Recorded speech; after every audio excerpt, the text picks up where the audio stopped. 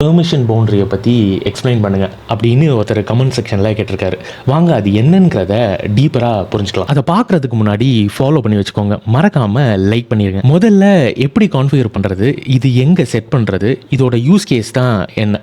Permission பவுண்டரிங்கிறது ஒரு specific user இல்லைனா ரோலுக்கு அப்ளை பண்ணுறது. ஸோ இதில் பார்த்தீங்கன்னா AWS கிளாஸுங்கிற இந்த யூசருக்கு நம்ம வந்து பெர்மிஷன் பவுண்டரி செட் பண்ணலாம். இதை வந்து பாலிசிஸ்க்கு கீழே நம்ம இதை செட் பண்ணுவோம். இந்த பை சார்ட்டை கவனிங்க. முதல்ல ஒரு நல்ல எக்ஸாம்பிள் சொல்லிக்கிறேன், அப்புறம் இதை டீப்பராக புரிஞ்சுக்கலாம். குரூப் ஆஃப் டெவ்ஸ் இருக்காங்க, அவங்களுக்கு ஜென்ரலாகவே RDS டேட்டா பேஸில் ஆக்சஸ் இருக்குது.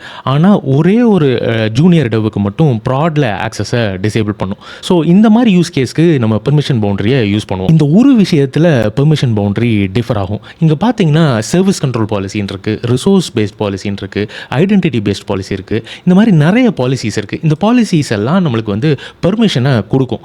ஆனால் பெர்மிஷன் பவுண்டரி மட்டும் ஏதாவது ஒரு யூசர் இல்லைனா ஏதாவது ஒரு ரோலுக்கு நம்ம பெர்மிஷனை ரெஸ்ட்ரிக்ட் பண்ணுறதுக்காக யூஸ் பண்ணுவோம். இந்த மாதிரி கான்செப்ட்ஸ் நிறையா என்னோட ப்ராட்காஸ்ட் சேனலில் போஸ்ட் பண்ணுவேன், மறக்காமல் செக் அவுட் பண்ணி பாருங்கள்.